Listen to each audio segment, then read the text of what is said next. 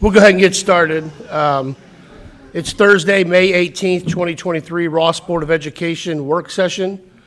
Mrs. Logan, could you please call the roll? Mr. Kleinfelter. Mr. Schnell. Here.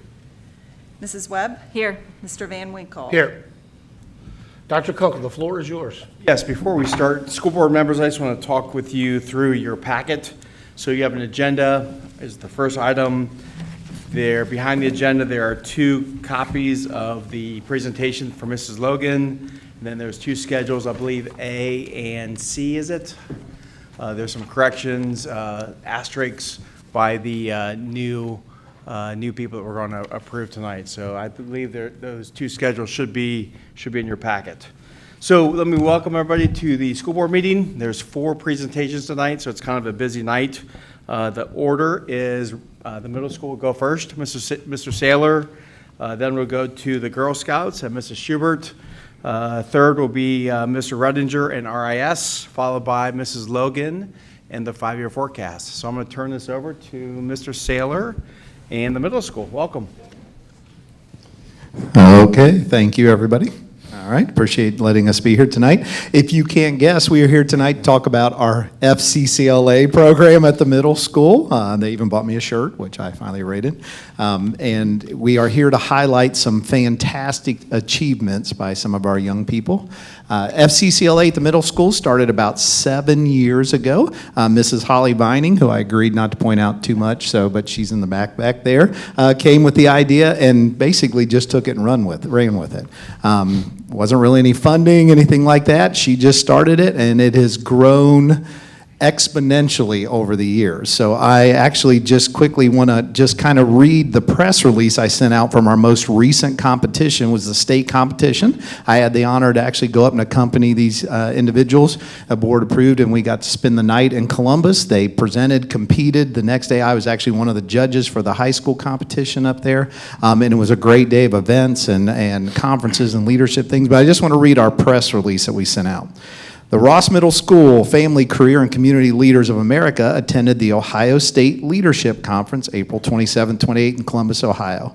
Over 50 RMS 8th grade students participated in the 2-day conference. And just so you know, too, there's a regional competition. In order to compete at the state level, you have to qualify at the regional competition. Every one of our students that competed at the regional level qualified for the state. So over 50 middle school students went and competed. And the Ross Middle School chapter had 16 teams compete in competitive events. 14 of the teams placed first in the entire state, and 2 teams placed second in the state. In addition, 14 of those teams scored well enough to earn gold ratings, which is the highest rating.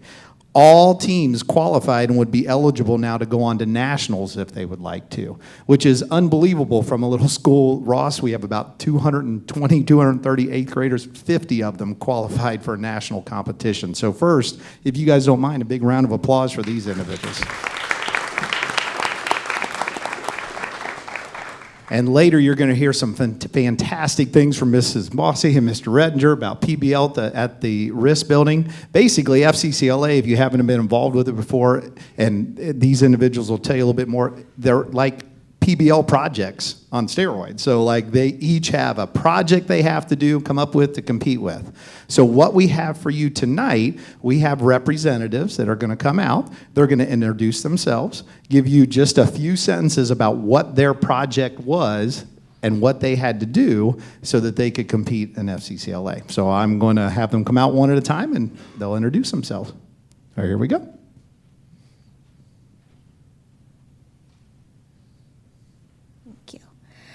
My name is Maddie Patterson. One of our projects was focused on children, where we work with children in different classes. Allie Bossy, Carly Kroger, and Alexis Meinhardt visited Mrs. Lapdragonoff's class weekly.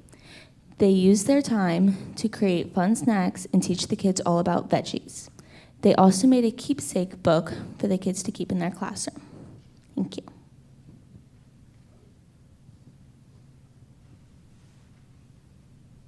Hi, I'm Caitlin Cummins. One of our projects was the Food Innovation Project. Zach Otto, Logan Schroyer, and Caleb Dunn developed the food products by creating an original formula. Testing the product through focus angles, developed packaging, and marketing strategies. They developed an original sugar cookie containing less than 10 grams of sugar using monk fruit. Hi, I'm Logan Carwish. My group did sports nutrition. In this project, we had to plan and develop an individual nutrition plan to meet the needs of a competitive athlete in a specific sport. Our group focused on the needs of Cash Alvis, a running back, on the 8th grade football team. We had to create a meal plan and set nutrition and hydration goals for him to decrease his 40-yard dash time. Together, we were able to meet that goal.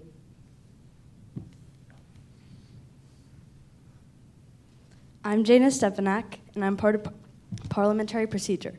In Parley Pro, we demonstrate a mock business meeting, which involves a main motion and lots of discussion. It also involves an amended motion. We have to involve lots of discussion, as I said, division of the assembly, point of order, previous question, and request for information. We also have to show how to refer to a committee, lay on the table, and recess a meeting. We had to take a test on parliamentary law. That's 20% of our score, and we placed first in the state. Thank you. I'm Haley Hoop, and my project was called Nutrition Wellness. We had to track food intake and physical activity for Brianna Frazier, and then determine goals and strategies for her to improve her health. At the end of this project, Brianna saw many results.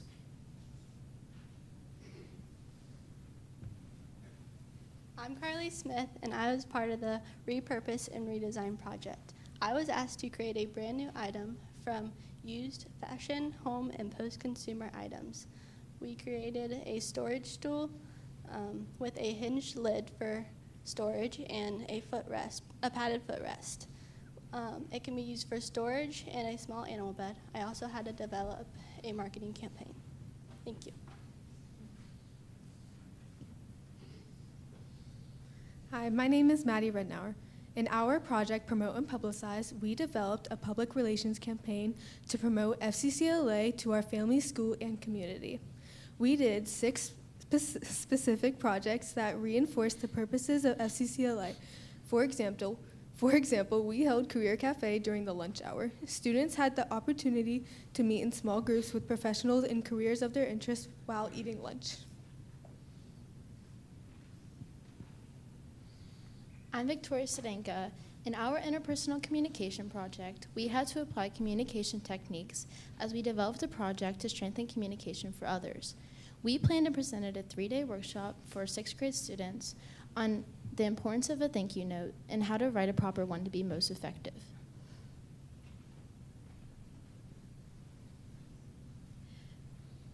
Hi, my name is Lily Foster, and my project was the entrepreneurship. In my project, I had to develop a business plan for a business. I had to develop a business and facility description and complete list of supplies and equipment and organizational charts. I had to form hiring and retention policies, a funding plan, a monthly budget, while also researching laws and codes and regulations that impact my business. There were also marketing and advertising to work through.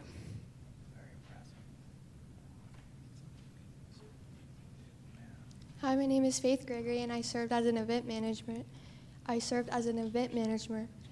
and I planned a dance and a fundraiser for the student council. Not only did they hold a successful and well-attended dance, but we also raised enough money to build a well to provide clean water to a village in Rwanda.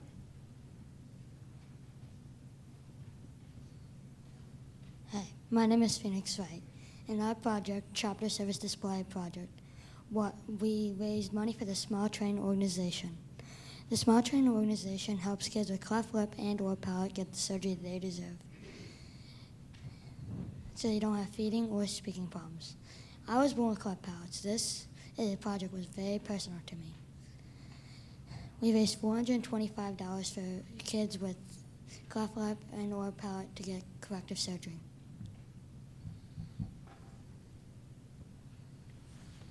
I'm Julie Glade, and in the National Programs Project, we taught our peers about the importance of proper hydration.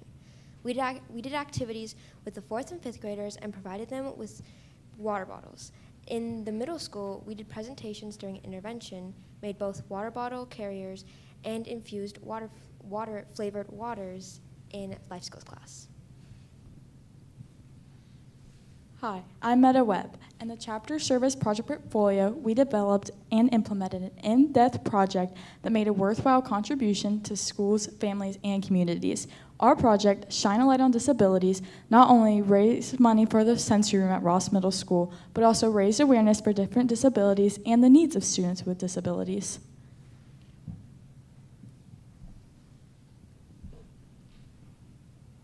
Hi, I'm Julian Kraft, and my project was Teach and Train. Teach and Train recognizes participants who demonstrate their ability to experience and explore the career of teaching or training. I taught Mrs. Count's 4th grade class character traits, actions, and motivations and created a binder based off of this information.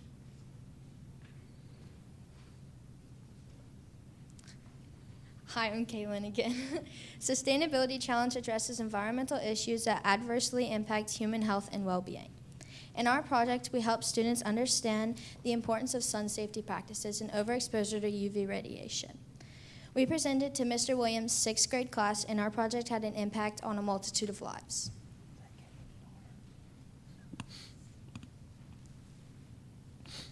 My name is Maddie Patterson.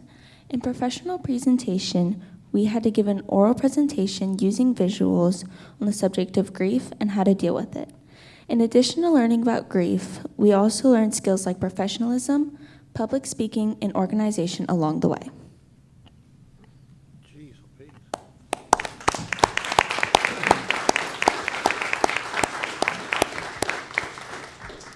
Nicely done, as always. Most of you didn't look at your note cards, which I really appreciate. They've always practiced that. But again, as you can see, we had some very impressive young people who did some outstanding things. The other piece I want to kind of note, they do this on their own time for the most part. So one of the reasons we had to ask Dr. Conkle if we go first, most of them are involved in a lot of other things. We have kids going to games and things like that. This is all stuff that they chose to do, didn't have to. They had a rubric, had to come up with their own projects, had to develop their own ideas, and work through just every obstacle, every part of this. So just super proud of our FCCLA group and everything they've done. And I love how they collaborate with the risk building, other grade levels, just outstanding group. And also a big thank you to Mrs. Vining who makes this possible because she spends countless hours doing this. Mr. Saylor, if you don't mind, could you have all of them come up here and kind of stand in a U? All right, guys, we're going to get a picture. With your butts this way and face that way. That way your parents can maybe get a picture of the group together. Just kind of get in a U this way, yeah. Thank you. It's a very impressive group. Try to get to where, yeah, there you go. Mr. Saylor, you want to get the teacher in too? Have her come up? No, they want you. Come on, we'll put her on front.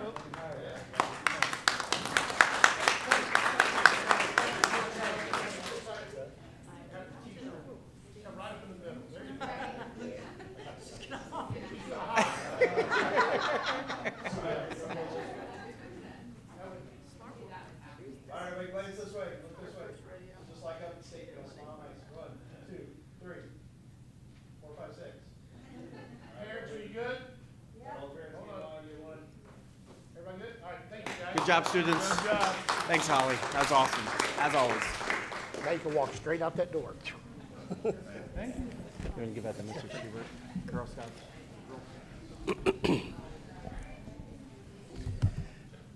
All right, that was very impressive. Next, we have Mrs. Schubert and the Girl Scouts. So welcome.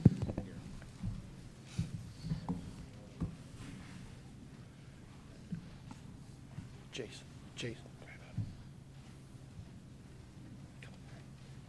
Yeah.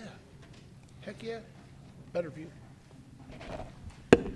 We are from Girl Scout Troop 42060, and we are here to talk about our Bronze Award. Hi, I'm Olivia. Hi, I'm Emma. Hi, I'm Lily. Hi, I'm Annabelle. Hi, I'm Anna. Hi, I'm Chloe.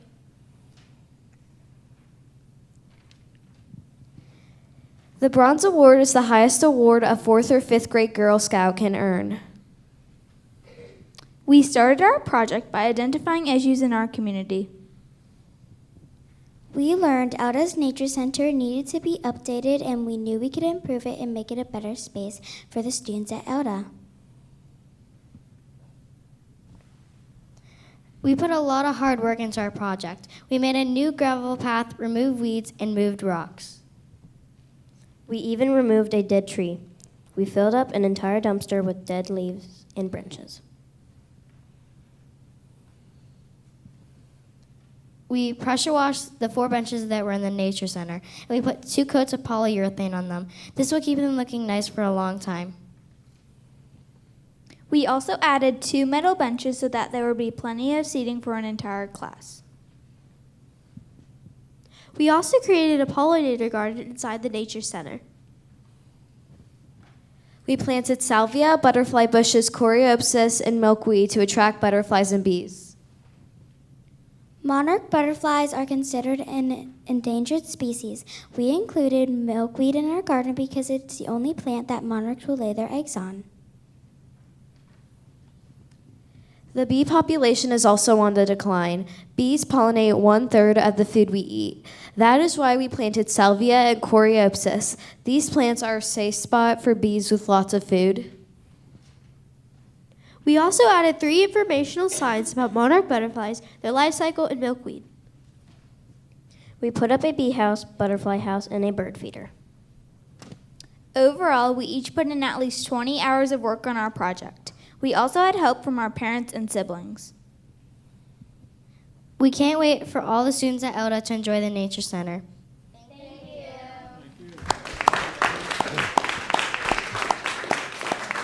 Hold on. That's not that easy. Come on back up here. Before we get a picture of you guys, you said it took about 20 hours to do this whole project? Now this is at Elda, correct? Yep. Now where exactly is the project? If I'm looking at Elda and the basketball courts are here, where would the project be? There's like a fence right by, like on this side of the basketball field, and it has like, it just looks like a bunch of trees, I think I know but what now you're it's a trail now. Kind of, that's right by, between the coffee shop. Yeah, okay. That's awesome, 20 hours. Now, has your parents asked you to do some work outside at the house since you're so good? Guys, you did a great job. If you don't mind, come all the way up this way. And then turn around and let your parents take a picture of you.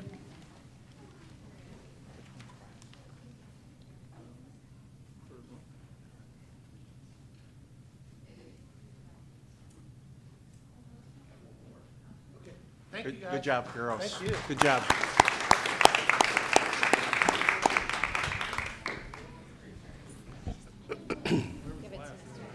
Mr. Redinger, that's tough to follow there. You got some big shoes big shoes to fill. Oh, those were all yours, yeah. She's got it. She's bringing it back. She's bringing it back. Thank you, RIS student. All right, so we have some students from our PBL. So when we opened up RIS, we needed a 4th special, and right away I wanted to do a PBL class, project-based learning. I had gone up to Yellow Springs a couple times under Mrs. Tompkins when we were transitioning over to some PBL work here at Ross Local Schools. So right away, this is what we want to do, and Mrs. Bossy has been absolutely amazing. She has run it for 2 years, and the amount of projects they have done around the school is amazing. And we have a little bit of a presentation in you'll get to see. RIS is an old building, so they have painted it, they have created murals, they have done an outdoor learning center, and this group right here is going to show you part of the food trucks that they do, each 5th grade does each quarter. I don't have anything to do with this, so I'm going to turn it over to Mrs. Bossy and her group.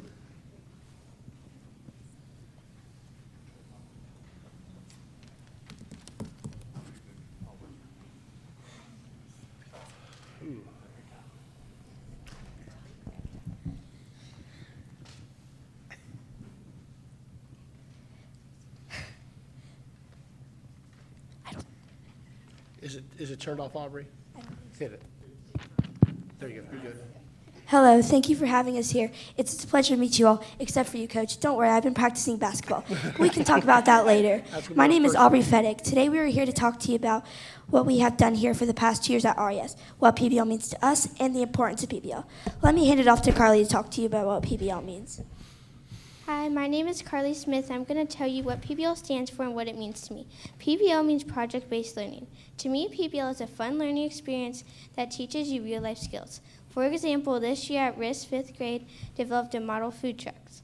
When we did this, we were learning how to run a business, work together, and use real-life skills. We also put our skills that we learned from math and ELA to work on our food trucks. We even had a guest speaker come in and tell us about her experience with food trucks.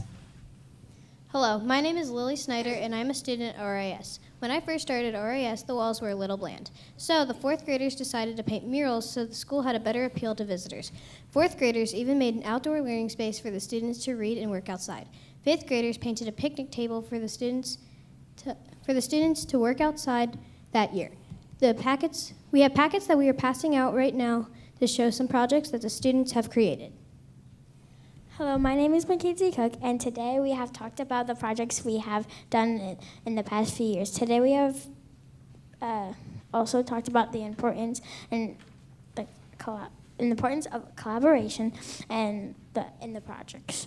We also have talked about 4th and 5th grade, what the things that 4th and 5th grade have done to make these projects. 4th and 5th grade also have to collaborate and work together to do these PBL projects. These are all important lifelong skills that each of us can use no matter what career we choose. We all thank you for listening to our presentation about PBL. We hope you have learned a thing or two. We also hope you have a great summer. So we actually brought our 5th grade food truck model with us. We have our profit margin, our reflections, and all the stuff that we have done in PBL. Do you have any questions? So that's the Dollywood Donuts is a food truck. Yes. That's the best idea I think I've ever heard in my entire life. Now, do you have milk along with the Yes. drinks? Do you? That's amazing.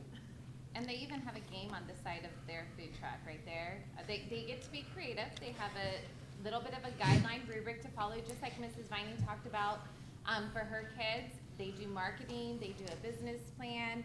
It's kind of almost a feeder program into what Mrs. Vining does, and they go with it and they run with it. And so their food trucks are all different. For the 5th grade, they put, what did you guys tell about your food truck, what you put on there? On the model. On the food truck, we have a donut on top to pretty much as like a label to show the pedestrians walking by our food truck to see that we are a donut food truck and we are open to everyone. We also made some business cards and coupons. If you want to see them, it just says Dollywood Donuts on here and has our information on the back. You also have coupons, and it says congratulations. You won a coupon at Dollywood Donuts, and it also says it's a 30-day limit. Now, how long did this project take to kind of pull together? I mean, there's a lot of stuff. About 6 to 7 weeks for us to get everything put together. At the beginning of the quarter, our ideal group was not imagining being with most of these people, so it was taking us a while to kind of get to know each other and collaborate to make a food truck. Oh, that's cool, yeah. Mr. Kleinfelder, do you have any questions? They did a good job. I think they ought to get the high school engineering class to actually build them a food truck. Mr. Chanel's in finance. If you guys are looking for an investor, maybe he can help you out. There you go. But guys, you did a great job. Good job, if you ladies. don't mind, just walking forward a little bit and spin your project. That way, maybe we can get some pictures. Have Mrs. Bossy stand up there next to you. Mrs. Bossy. Well, he's going back where everybody else was.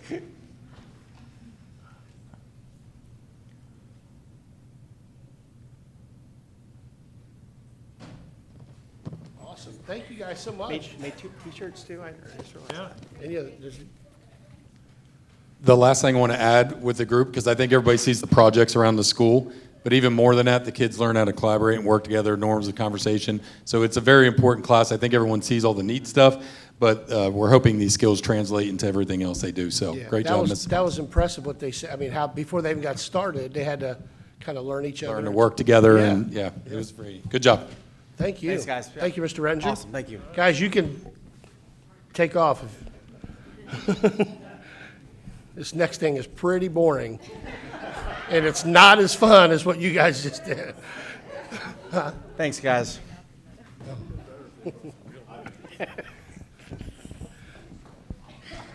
Mrs. Logan, the floor is yours. You gonna flip out? Sarah, is this your computer? No, it's Robin. Okay, perfect. Where'd Mr. Cassidy go?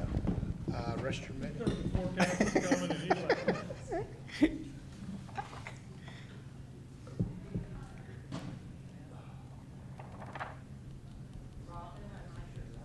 He's on his way. Where'd everybody go?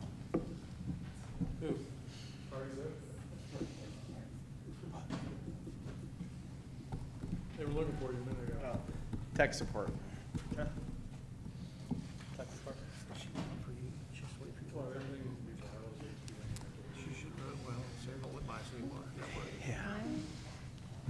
You're right. Jason. A ride home? Is Jason going home? Don't want to get a ride home?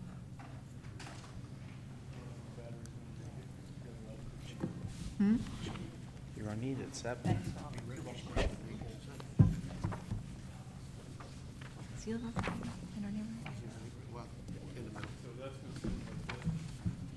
Yes. Okay, are we all ready for the boring part? Got some big shoes to Sorry. fill. We're gonna follow this, Mrs. Logan, we're gonna follow this packet, this one. Yes, so you should have in your packet a slideshow, and then you should also have the five-year forecast document. And the document is actually out there on board docs too for our community, and we can add this slideshow after tonight as well. So it's time again for us to talk about the five-year forecast. And so we'll start with what is the purpose? The purpose is to provide a tool, a long-range planning and management tool for the school district to use. I want to stress it's a snapshot financial report, and we're going to talk about some of the challenges with doing the presentation today. I also want to say that the reason why we're doing it today at this board meeting in May of 2023 is because it's required by law. There's so many unknowns that it's a difficult one to do. But it does provide 3 years of history, so fiscal year 20 through 22, and then the 5 years of projection are always start with your current fiscal year, which for us is 2023. So I started talking about this, the challenges for the timing of this forecast. The first one, I think most people in our community now have heard, but if you haven't, there is an update that is underway on the values of everyone's property in Butler County. And in March 24th, a newspaper article came out, and our county auditor expressed concern and wanted to make sure that the taxpayers understood that they were looking at a 24% countywide average increase to the values in Butler County. Then on May 1st, the day before the election, another newspaper article came out saying, well, the state is recommending a 42% increase to values in Butler County. Even today, we saw another newspaper article which talked about the interest of our officials in Butler County on a statewide and local level about this issue and trying to make some changes. So all we know today is that we've got a 24%, which looks at 3 years worth of averages for sales in Butler County. The 42% from the state is more focusing on the most recent year, which was 2022 sales. And also, just to stress, every 6 years, every county has to go out and revalue every property in the community. That's not what this is.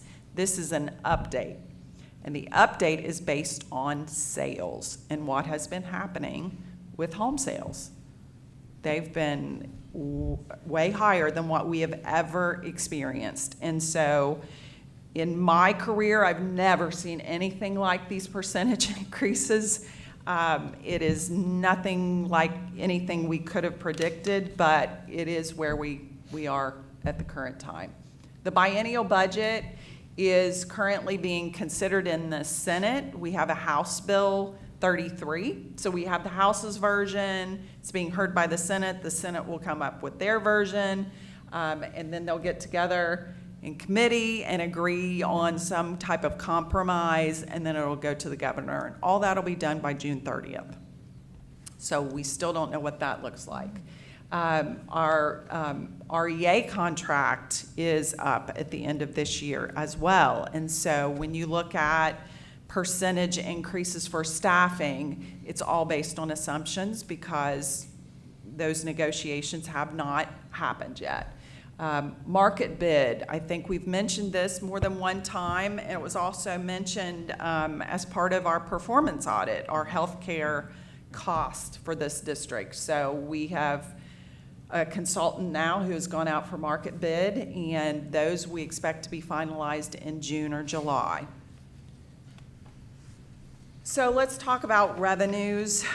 In this district, our revenues are about $29 million for this fiscal year. And we're about a 60-40 funded district. 60% comes from our local sources, which is made up of our real estate taxes, which we just talked about, and our income tax, and then some other local. And then we've got the state foundation, which is being debated right now, part of the state budget, and the other state combined to give us that 40%. So when we talk about our total revenue and what is notable and what should we, because when you look at the 5-year forecast, there's several pages to it. So we're just going to talk about notable assumptions. So in the fall, in November, we were assuming a 4% increase in our values during this update. We are now putting an assumption in this forecast of 20%. We still believe that if you're looking at a countywide average, ours is not going to be either 24% or 42%. It's going to be somewhere around those numbers. So we have updated this with 20% increase in residential agriculture values. No increase in commercial industrial because that's what we heard from our county auditor at a meeting that we attended. Also on this slide, you can see what we saw during the reappraisal in 2020, which was 10%. Income tax, we saw about a 9% growth for this year in our income tax revenue, which was more than we anticipated. But moving forward, we are assuming a 2% annual growth. State funding, we have kept it flat until we know more. The House version does have more money for Ross in the assumptions, in the scenarios, but we can't count on that, and we know how politics go. We will see several versions before it's finalized. So just as we're talking about this real estate issue and the values, I mean, you might say, well, okay, what the heck does that mean to us? So in November, I mentioned we had a 4% increase estimated. We are now estimating 20%. So for revenues, just for general property taxes, you can see the difference there. So in fiscal year 24, we would only see half of that because you'd start paying on those new values at your tax bill that comes out in February. So you only get half of that for fiscal year 24. So that's why you see about half of that growth. But then in 25, you see about 1.2 million and an additional 1.2 in 26 and an additional $1 million in 27. So that's being included in this forecast. Why are we seeing increases? Because we're at the 20 mil floor. So I included this chart to just kind of show again, we have over 43 mills that have been voted in but because of House Bill 920, which was enacted in the 70s, millage is rolled back so that effectively we don't get inflationary growth as values increase. Well, we're at the floor. We cannot fall below into any sort of basement. We're at the floor. So now when the value comes in, we see that growth. And so that's all I'm pointing out here is we are at the 20 mil floor, but we have seen the rollbacks going all the way from 43 down to 20. And this is just a graph to kind of show what has our valuation looked like in this district going all the way back to 2011. Those spikes that you see there are during the updates or the reappraisal. And these are collection years. So 2021, that was the reval that we saw that was around 10%. In 2018, that was an update around 8%. And then 2015 was a reval, and it was below 4%. So we've seen nothing like 20% or 40%. It is just absolutely unheard of. And then this chart just shows some history of our total revenue and the percentage increases we have seen from year to year. That 9.2% that you see there was from the income tax that was passed in 2019, the 0.5% additional. And it was passed in 2019, but it lags. And so in 2021 is when you really started seeing those additional dollars. And then in 2024 and 25, those larger percentage increases there are because of that 20% increase that we're assuming in valuation. So now we'll talk about our expenditures. So on the expenditure side, and again, we're at 29. If you look at the total of the forecast, we're about a $30 million budget for our general fund in this district. And so what is that made up of? You can see this chart here, but the majority, 83%, is going to be wages and benefits. Just like we did for the revenues, what are those notable expenditure assumptions? Again, I mentioned that our negotiated agreement ends this year, so we are assuming beyond this year, a 2.5% increase for 24 and 25, and then 2% 26 and 27. This has not changed since the forecast in November. We kept that constant. Our steps here in Ross cost about 2% annually, so that's included as well. And then also when you're looking at wages and benefits, the reduction plan that was approved in April is included in this forecast. So you will see those expenses going down, just like we see the revenue going up because of the change to the 20%. You're going to see the expenditures going down because the reduction plan is included in here as well. ESSER expenditures, ESSER dollars, they've been great and wonderful, but they will be going away after this year. So we are adding back in $425,000 into this forecast that the ESSER grant funds will not be paying for any longer. And then also we are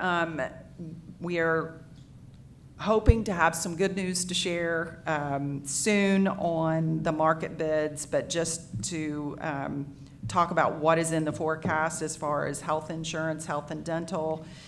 To reflect, in 2022, we saw a 9% increase, 17.9% this year, and in the forecast, we're assuming 12% for next year and 6% beyond that.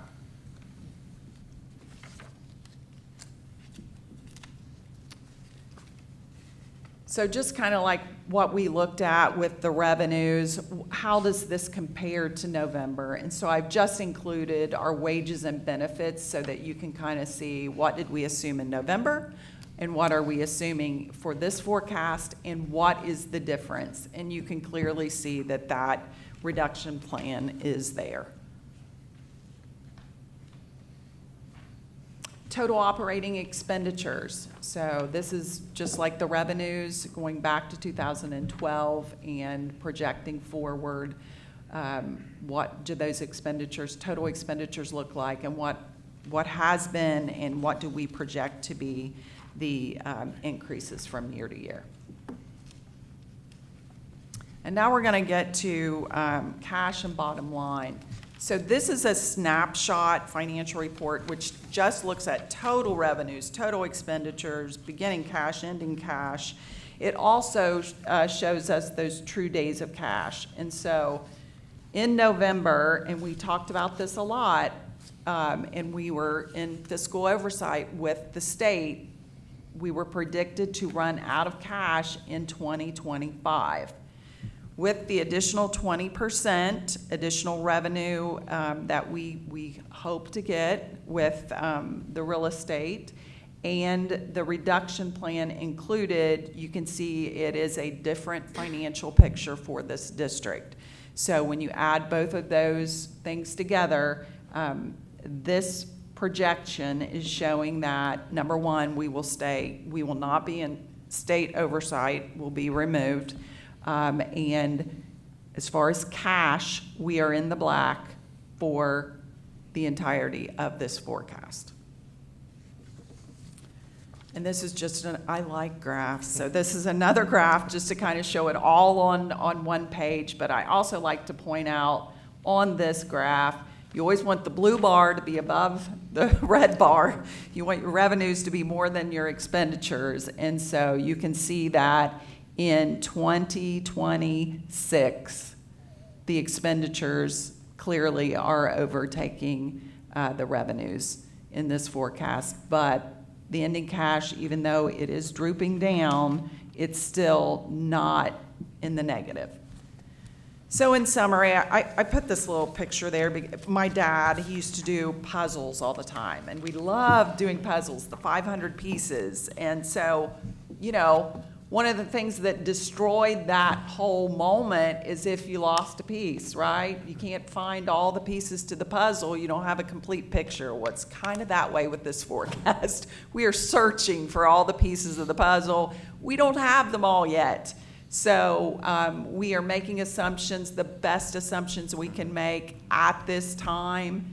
But there's a whole lot of unknowns. And in November, you'll have a whole lot more clarity to share for this community.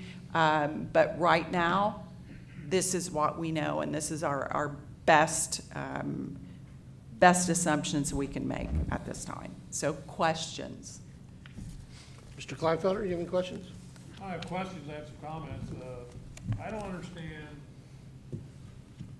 why the state can't make all of the due dates and deadlines for the governor's budget, the tax collection, and everything end at approximately the same calendar time of year so that this wouldn't be a guess. I mean, we're basically a $30 million company, and we are not even knowing what we're going to get for sure in the future until October 31st, Halloween, which is one day before the month when our next 5-year forecast is due. Yeah. And I know we've all, and the county has kind of agreed on that 20 and 24% value, but in my mind, this is still voodoo math, and it's not real.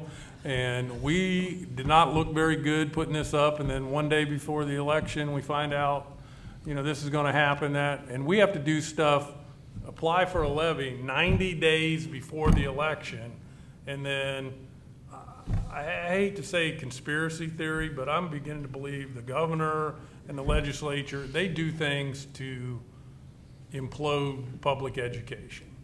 You know, if this is all true, I'll be one of the happiest guys around, but I feel sorry for all the people that worked on that levy campaign and worked their tails off 3 times, and now it's going to come out where that whole effort probably wasn't needed and was a total waste of time, effort, and energy on everybody's part, all because our government can't even just merge dates together, and it's sad. But not want to shoot the messenger. I think I know you're doing what the best you can with imaginary numbers that are out there. Yeah, the only thing I know about these numbers is they'll be different. They're going to be different.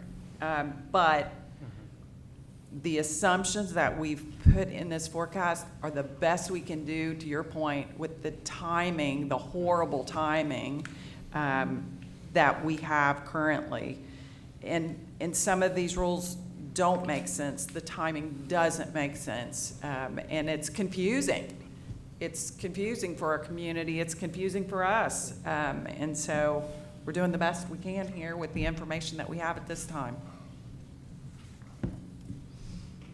Mr. Chanel? Yeah, I'll just make a couple comments. One is, despite our best efforts, we found out through the news, just like the community did. We did not receive any information ahead of time on that. And then secondly, one of your slides showed the 2021 when the last, not update, but I think we showed about 9 to 10% increase in property taxes. Countywide was 20%.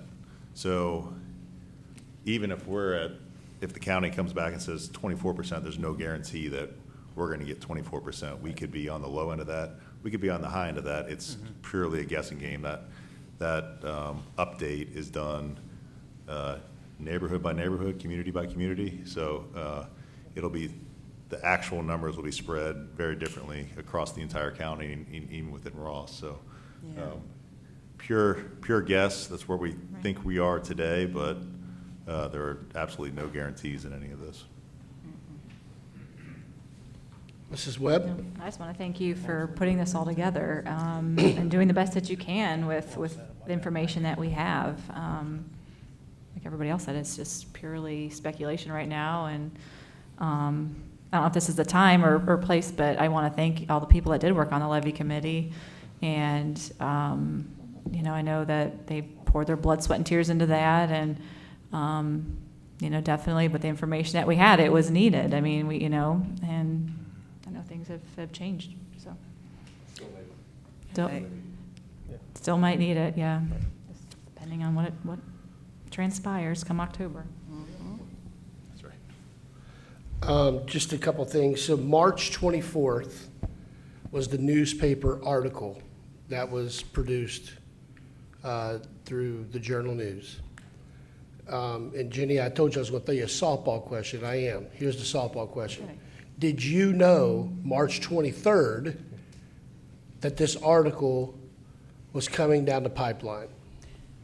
No. Okay, so that's what people don't understand is, as much as people try to communicate, I think the county auditor did a little bit of disservice by not giving everybody a heads up. But for her defense, she felt like she's voted on by the people, and she wanted the people to know immediately.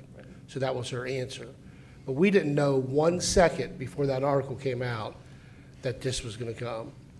And do we look stupid? Yeah, if you believe we knew it, but we didn't know anything about it.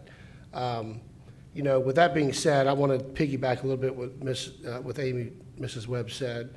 I think the efforts of the levy committee was noble. I think they did an excellent job conveying a lot of different things. I think one of them was how schools are funded and how crazy it is. It's really very difficult, as you could hear her explain.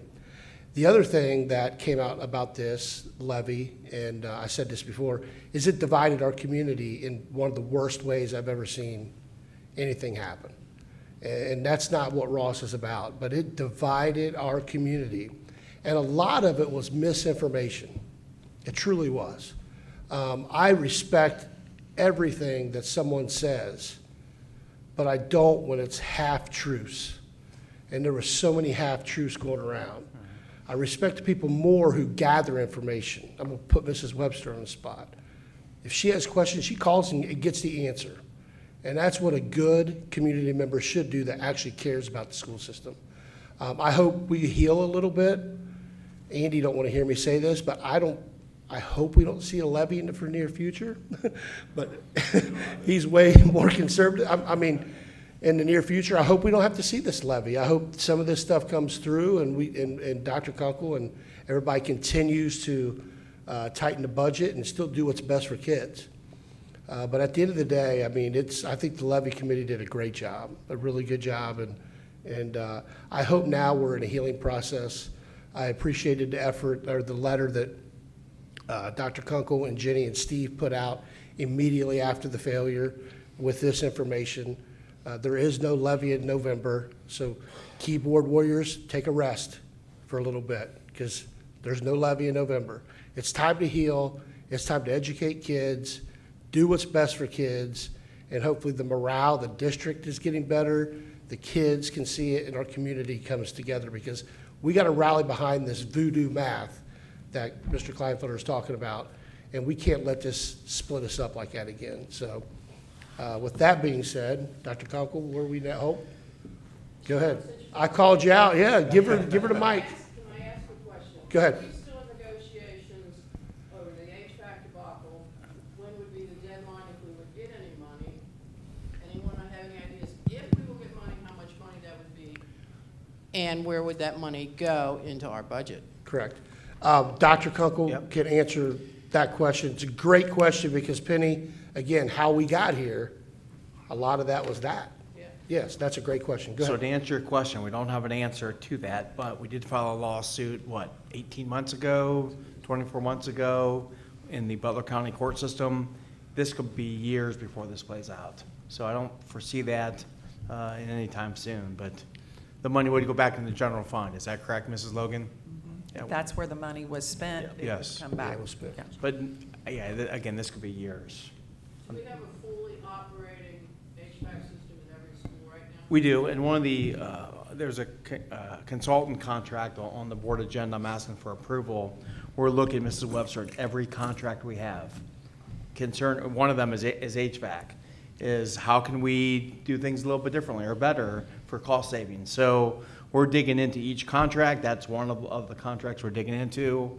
But again, that critical eye on what we can do differently and better to save money. No problem. Good question. Any other questions for, I know we just basically had comments, but does anybody have any questions about the 5-year forecast, the assumptions? Through Butler County, everybody's 20 to 24% with this property tax. Yeah, I did hear somebody went even higher than that, but no one was below 20.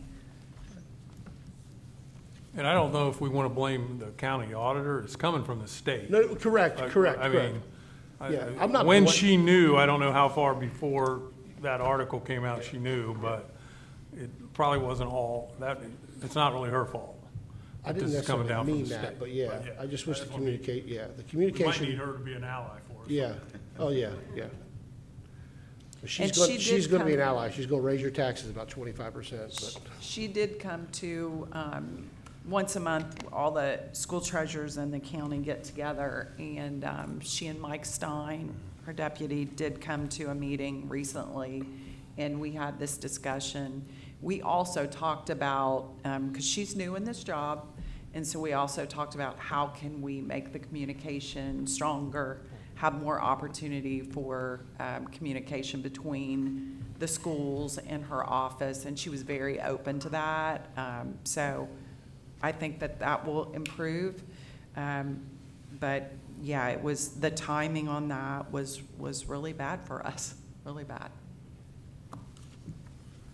Ms. Logan, not to put you on the spot, but do you know what districts are still below the 20 mil, on the 20 mil floor like we are?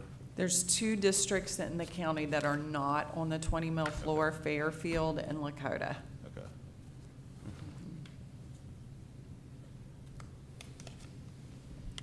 Okay, we have executive session. Do you want to wait till after our meeting? I think that's your decision. We got 7 minutes. We can do before and after, whatever you guys want to do. We'll do it after. We can do that. Let's just take a couple-minute break, and we'll start right at 7 and Perfect. get right to the regular agenda.